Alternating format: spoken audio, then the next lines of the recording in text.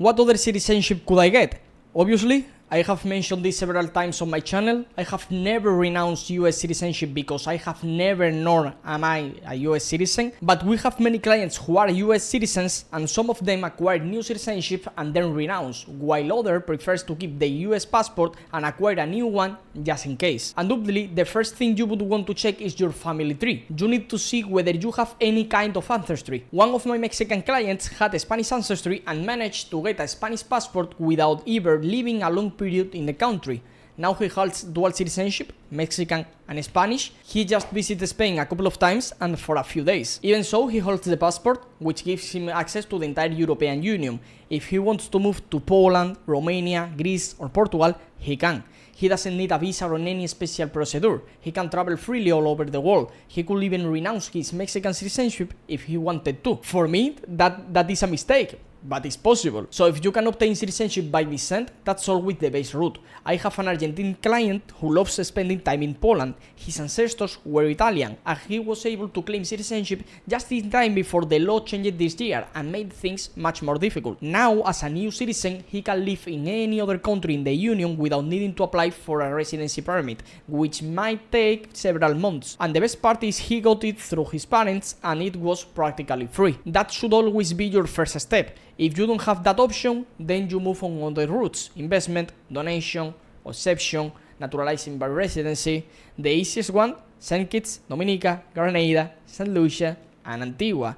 I usually recommend Caribbean citizenship by investment for most people, but I must warn you, these passports are facing increasing restrictions. For example, within the Schengen area, or even by certain banks, or even by other countries when you are applying for a residency. The future of these programs is uncertain. And let's be honest, you're probably not going to live in St. Kitts or Antigua. Living on a Caribbean island might sound well, but most people are not actually going to move there.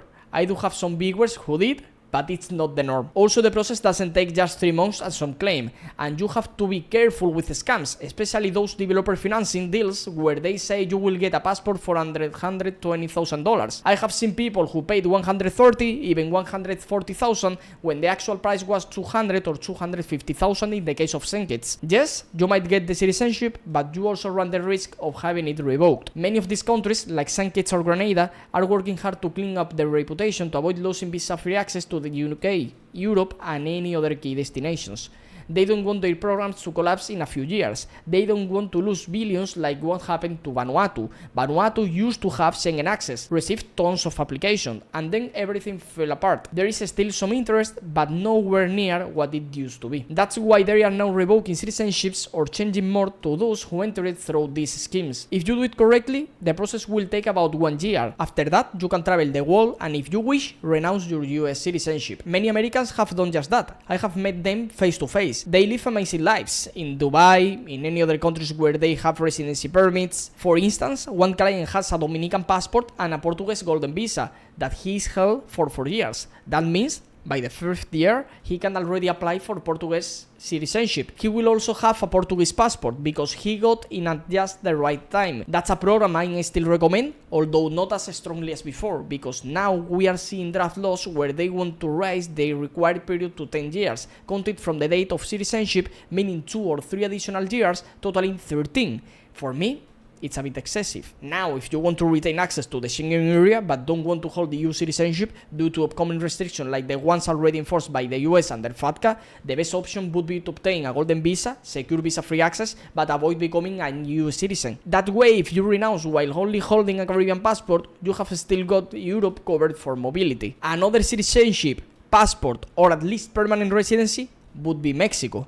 You can obtain Mexican residency in many ways. By proving income or savings, they grant you temporary residency. By investing, you get permanent residency. If you have a child there or get married, that also qualifies. Some of my clients are married to people with strong citizenships and can obtain theirs that way. Though I don't recommend marrying just to get a passport. Imagine your wife is Argentine and has a permanent residency in Chile. Thanks to Mercosur, you could obtain an Argentine passport, residency in Chile, and if you live with her, even Chilean citizenship. It can work out well, but that would be my last resort. Argentina is a good example. You can obtain citizenship by exception, but it's not easy. You can't just walk into the embassy, pay $50,000 and get it done. Maybe you will get something, maybe not, maybe it's fake, maybe they will take it away later. The proper route is to get residency first, then a petition a judge for expedited naturalization.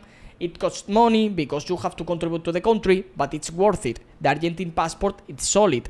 There is also Mexico. When I lived there, I saw many Americans and Canadians who had children there. After 2 years, they get citizenship and the child is automatically Mexican, but the process is becoming stricter. If you both and your spouse are American and you have a baby in Mexico with no other ties to the country, they might deny your application the first time. By law, the child must be granted citizenship for being born on Mexican soil, regardless of the parent's nationality, but they can make the process difficult. It might be smart to obtain residency a few months beforehand, get a utility bill to show you live there. It will make the process much smoother. Since I live in Tulum, a very touristy area, I see American and Canadian citizens almost daily, and some of them have already obtained new citizenships, most often in the Caribbean, because those are the most well known. But we have also helped a few people secure more discretionary options through exception or merit-based processes. Some countries are easier than others. I invite you to fill out the form in the description and we will take a look together. In Argentina, the trend of having children there for citizenship is also becoming more complicated.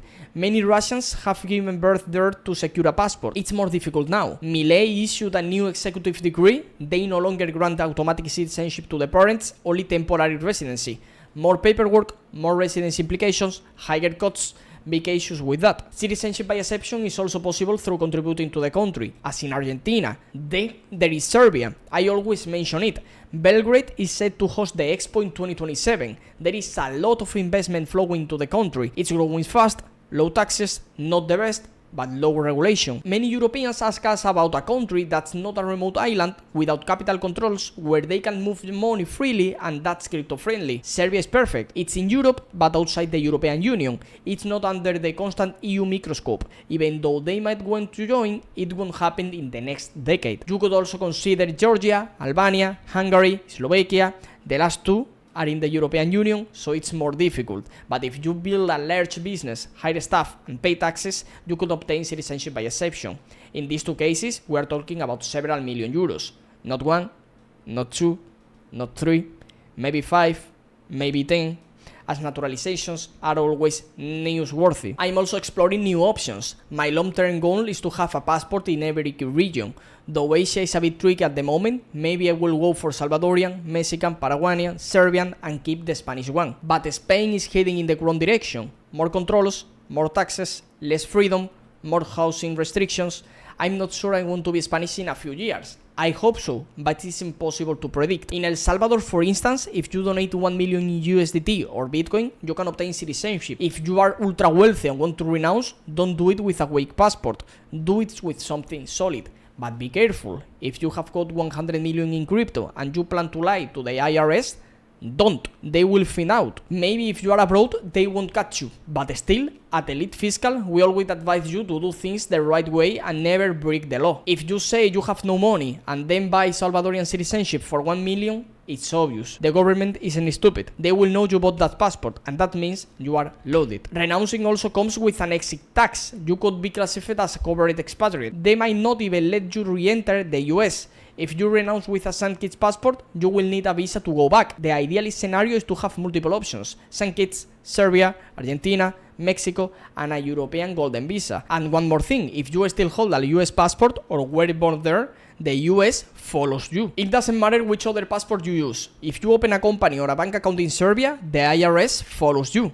FATCA follows you. You always have to declare that you are a US citizen. Only by renouncing are you truly outside the US tax and regulatory system. It's a huge decision. I don't recommend it to everyone, but for many, it simplifies life a lot, unless you need to return. I have a client with both Serbian and US passports. His kids live in the US with his ex-wife. If he renounces, he will need a visa to see them, and if his ex holds a grudge, she could deny him access. You gave up your citizenship, now deal with it. So think long term, please. Don't renounce out of ideology or politics. That won't change anything. What changes is your life. get options, and if possible, make sure you have a way to return to the US if you ever need to. It's one of the hardest places to re-enter once you given up citizenship. Be smart about it. And if you want to build the perfect passport portfolio and explore all the options available worldwide, I invite you to fill out the form and let's take a look together.